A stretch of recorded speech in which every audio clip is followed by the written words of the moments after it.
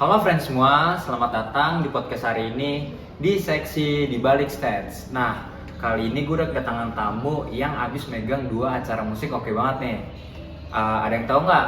Kalau gue bisa kasih clue, pertama clue-nya Warnus, dan ke event kedua clue-nya tuh baru aja manggung di tanggal 30 kemarin. Ada yang tahu nggak nih friend-friend semua? Nggak ada yang tahu ya? Jadi gue langsung kasih tahu aja deh. Yang pertama itu temen gue megang acara musik Echoes of Tomorrow sama The Pop Festival nih. Yang kalau Pop Festival sih yang keren itu loh, yang audiensnya tembus 3.000 dan juga ngundang si itu disarankan di Bandung, Dongker dan Jansen Ranti. Nah, gue excited banget nih buat ngulik karena langsung dari orang si eventnya itu sendiri. Langsung aja nih, Mas Alif, boleh kenalin diri gak? Oh iya, halo teman-teman semua, kenalin nama gue Alif, gue biasa dipanggil Simo. Gue sekarang berkuliah di Universitas Gunadarma, jurusan Ilmu Komunikasi. Dan di sini gue megang 2 acara musik. Yang pertama itu ada The Pop Festival dan Echoes of Tomorrow. Nah, sebelum masuk ke seksi berikutnya, lo kan kemarin megang Echoes of Tomorrow sama Pop Festival ya? Nah, kalau ditarik ulur ke belakang, apa sih background lu sebelumnya yang bikin lo terjun ke dunia event konser ini nih? Lu bisa ceritain dikit nggak? Sebenarnya awalnya sih dari Ekos dulu ya. Gue tuh dulu tahun 2024, akhir tahun 2024 kemarin, gue itu sama anak-anak itu memutuskan untuk bikin Echoes of Tomorrow gitu. Baru awal project iseng dan tiba-tiba gue dapet undangan buat bikin acara Pop Festival ini gitu sih. Nah, lanjut nih. Kalau ditarik ulur dari si Echoes of Tomorrow ini, perjalanan lu sampai sekarang nih, ada nggak sih pelajaran yang lu dapet? Oh, banyak dong ya kalau pelajaran dari Eko sendiri.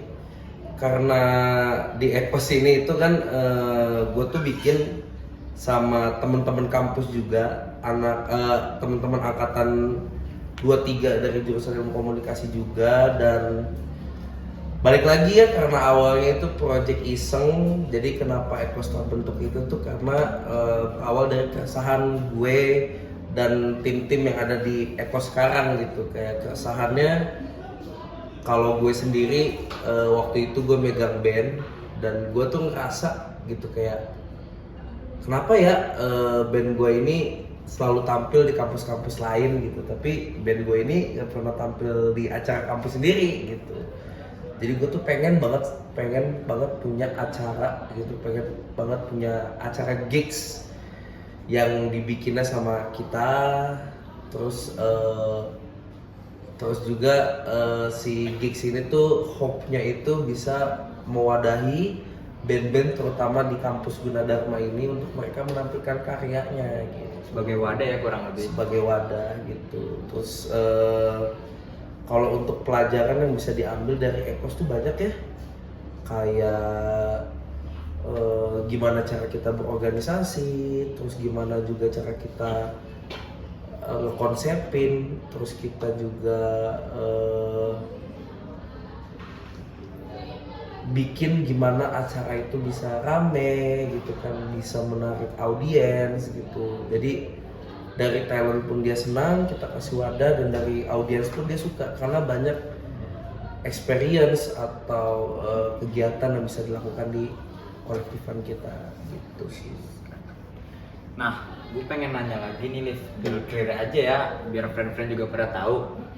Lo bisa jelasin gak sih Ekos ini tuh apa, sama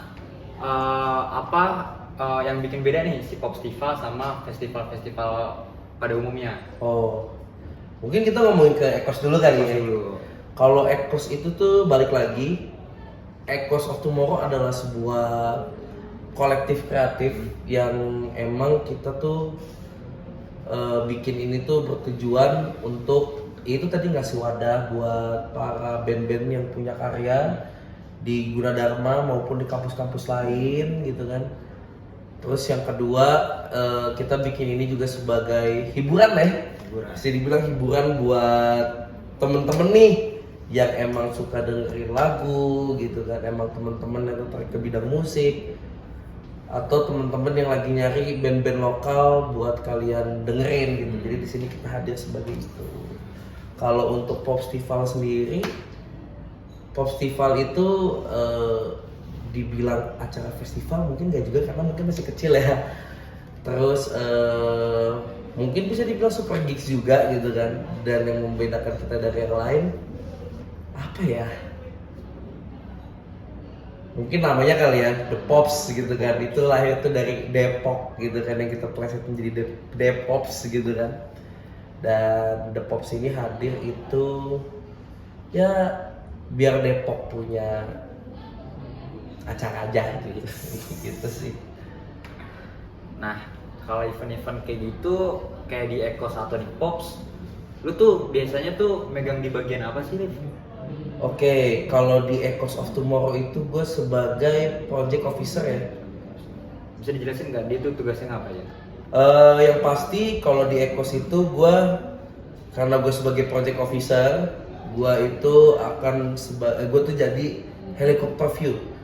Tim-tim gue itu kira-kira gue memantau mereka gitu kan, bantu ngekonsepin ide-ide mereka, gue bantu semisalkan ada problem di dalam, gue pasti akan ikut ke dalam. Terus gue juga yang bikin struktur organisasinya, gue yang ibaratnya kalau ngomongin tanggung jawab paling besar pasti ada di gue. Jadi karena tanggung jawab terbesar ada di gue, maka semuanya dari konsep, dari internal, dari semuanya, segala aspek itu pasti akan gue pikirin dan gue akan ikut terjun bareng ke dalam situ gitu sih. Kalau di Pops lu megang apa nih? Kalau di The Pop sendiri gue itu megang sebagai talent koordinator. Talent koordinator. Talent koordinator itu jadi gue yang akan mengakurasi talent lokal, terus nantinya gue yang akan menghubungi talent lokal ini, dan gestar juga sama, gue juga menghubungin gestar kayak ini sampai hari H. Dan ketika hari H nanti itu akan diserahkan ke LO, liaison officer, itu mereka yang akan menemani si talent ini sampai mereka menuju panggung dan perform. Oke, keren. FYI aja buat friend semua, kemarin talent depan terus tuh yang megang si kawan gue nih, si Alif. Kontak-kontakannya sama Alif, gila bagus banget. Nah, gue pengen nanya nih Mo, kan kalau lo di Ekos kan ibarat semua konsep dan apapun itu kan dari lo, dan sebaliknya kalau di Pops lo yang nyari talent nih, lo bisa nggak sih ngasih unjuk gimana cara milihin up yang baik, atau gimana cari talent-talent yang oke untuk ditampilkan di acaranya? Oh, mungkin dari Ekos sendiri ya. Ekos dulu. Kalau Ekos sebenarnya kalau yang ngekonsepin itu nggak cuma gue ya. Yang pasti semua anak-anak juga, tim-tim gue yang ngegarap juga. Jadi kita tuh ngekonsepinnya bareng-bareng, kita putuskan bareng-bareng. Kalau di Ekos itu, jadi gak gue sendiri, jadi gue sama tim-tim gue juga ngebantu sama tim-tim Ekos itu untuk konsepin ini, jadi kita semuanya bareng-bareng. Kalau untuk sebenarnya di Ekos sama di Pops itu, kalau misalnya kita ngomongin soal talent, kita tuh akan kurasi dulu. Yang pertama itu biasanya langkah yang gue lakuin untuk gue nyari talent, kita tuh cari dulu siapa audiens yang pengen kita bawa. Kayak semisalkan, oh audiensnya kita pengen nyari Gen Z nih yang umurnya 17 tahun sampai 25 tahun. Kita cari dulu nih kira-kira dari Gen Z itu, dari target audiens kita ini, mereka pada suka dengerin apa. Itu bisa by Instagram, kita cari di TikTok, atau mungkin dari teman-teman juga kita survei secara langsung. Mereka lagi suka apa sih gitu kan. Kalau misalkan mau bikin festival atau bikin acara musik di Depok, kira-kira kalian maunya apa sih gitu kan. Kita tampung saran-saran mereka dan coba kita kurasi lagi gitu. Jadi awalnya dari situ kita kurasi dulu, kita cari target audiensnya dulu. Habis itu kita mulai pilih nih kita pilah dari genre, dari band gitu kan, siapa talent yang pengen kita bawa gitu. Setelah sudah dapat kandidatnya, dari angkanya cocok ya kan, kalau angkanya cocok, jamnya cocok, tanggalnya available, situ tuh baru kita mulai negosiasi dengan si talent-talentnya ini. Cuman kalau di Pops kebetulan ya itu gue cuma jadi talent koordinator, yang dimana gue itu cari talent-talentnya sesuai dengan target audiensnya. Dan kalau gue sendiri itu dibantu sama 2 temen gue lagi kalau di The Pops, jadi talent koordinatornya gitu. Dan gue itu proses akhirnya ya negosiasi, mungkin dari angka tadi kan, dari riders, jam perform, durasi, jam check sound gitu-gitu, sampai menjelang hari H. Dan ketika nanti udah hari H, itu akan diserahkan ke volunteer LO-nya untuk mereka nemenin lah istilahnya gitu, nemenin si talent sampai mereka perform. Gokil, seru. Nah, kalau dari gue sendiri sih kan, gue kan orang awam ya masalah yang di backstage. Nah, kalau gue kan kalau nonton konser ngeliat tuh, wih seru-seru aja nih. Gue nggak tahu di balik konser seru itu tuh ada apa.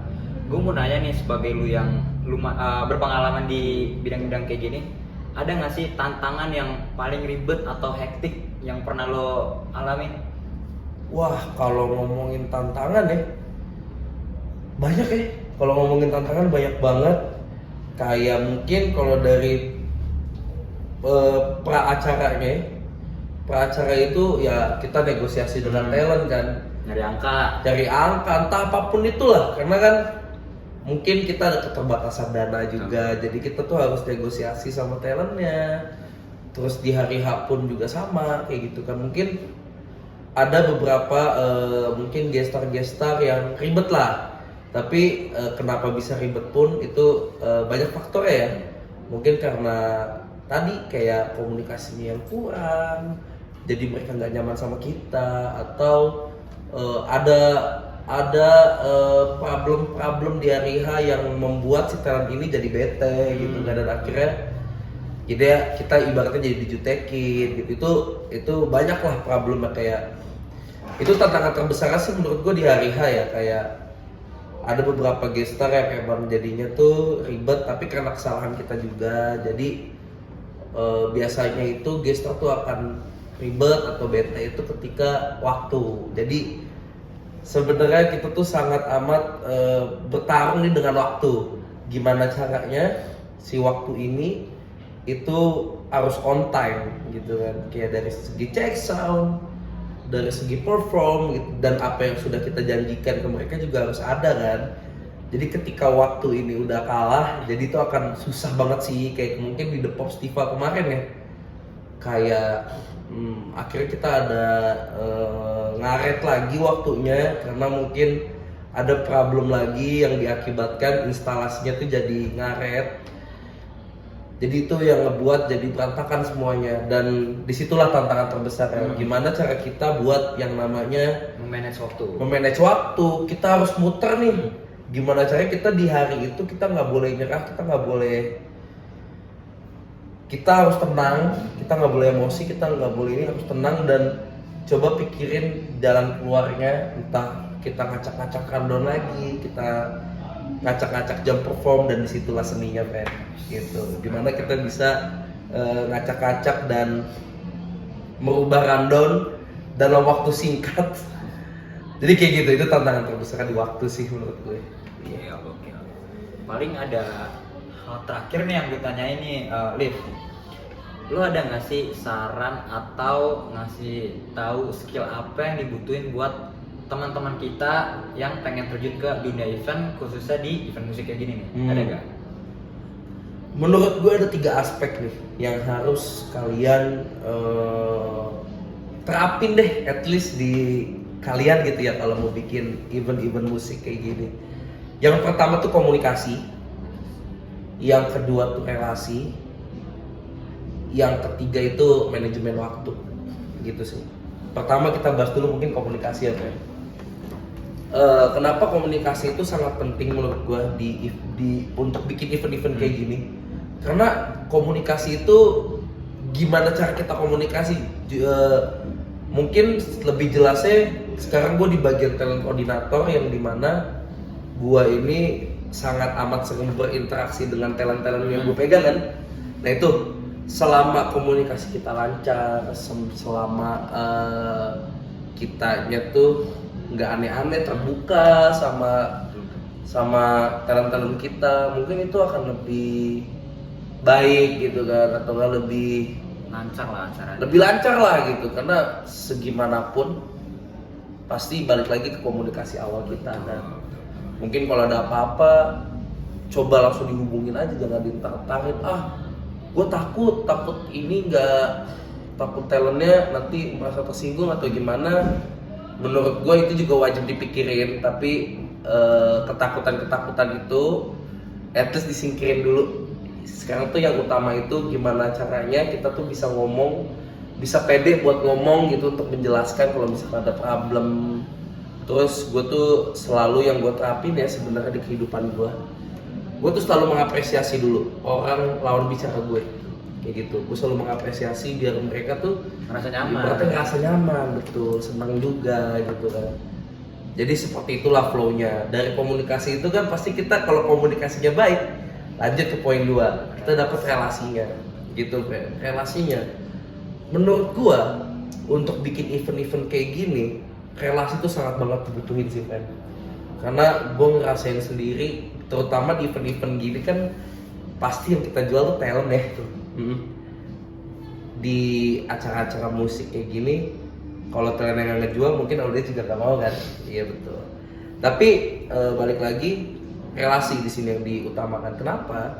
Mungkin dengan kita kenal nih, misalkan kita pengen ngundang band A. Oh, gue punya kenalan nih yang kenal sama band A. Nah, disitulah gue jalin relasi sama dia, gue komunikasi yang baik sama dia. Sebenarnya ke semua orang ya, tapi gue ngulik dia gitu kan supaya gue bisa dapat harga mungkin lebih murah dari si temen ini yang bisa ngehubungin ke band si A ini gitu. Mungkin beda cerita kalau misalkan gue nggak ada relasi gitu, mungkin ada nego-nego yang sulit atau jadi nego-nego yang susah karena nggak ada kenalan gitu. Jadi gue tuh sangat amat memanfaatkan relasinya. Kayak gimana gue caranya mendapatkan relasi itu mungkin dari komunikasi. Terus gue ketika temen-temen gue ada yang bikin acara nih, acara musik juga, gue dateng, gue ngobrol-ngobrol sama mereka dan gue coba cari juga nih entah talentnya, entah twist talentnya gitu kan, gue ajak ngobrol atau manajernya. Jadi ketika gue sudah menjalin relasi itu, gue akan memanfaatkan sebaik-baiknya untuk gue bawa di acara gue nanti, entah di The Pop Festival atau di Ekos nanti gitu. Itu untuk relasi. Dan yang ketiga itu manajemen waktu. Di sini tuh yang dipertaruhkan tuh balik lagi yang tadi gue udah bilang itu waktu. Jadi karena emang di sini tuh waktu penting banget. Jadi harus dari jauh-jauh hari kita harus menyiapkan, karena menurut gua jangan disepelein sih friend kalau soal manajemen waktu, karena ketika waktu udah berantakan itu akan ngacauin segalanya. Dan balik lagi disitulah seninya, ketika semuanya berantakan kita harus bisa ngatur lagi gitu loh dalam waktu singkat kayak gitu. Jadi 3 poin itu sih gitu menurut gue. Sama terakhir deh, attitude. Nah, attitude menurut gue tuh penting banget deh. Kalau attitude kita baik, itu pasti akan orang juga enjoy. Orang juga enjoy. Itu sih yang terakhir tuh attitude yang harus dibawa. Karena sebenarnya gak cuma di acara event ya, mungkin di segala aspek manapun ya kan, dalam kita lingkungan gitu ya, kita kepada orang kita juga harus respect lah gitu kan. Karena kalau kita nggak respect, siapa sih yang mau main sama kita, siapa sih yang mau kenal sama kita. Gokil, seru banget pembahasan kita kali ini nih. Mulai dari apa itu konser atau dibalik orang-orangnya, ada juga posisi-posisi kayak tadi project officer, ada talent juga. Seru banget. Paling segitu dulu obrolan kita kali ini. Thanks banget buat Alif yang udah sharing-sharing insight-nya. Yang pasti itu berguna banget buat teman-teman yang pengen terjun ke dunia event konser nih. Buat kalian yang pengen nonton episode selanjutnya, jangan lupa like, comment, subscribe, sama nyalain notifikasinya agar gak ketinggalan episode berikutnya. Bye bye friend.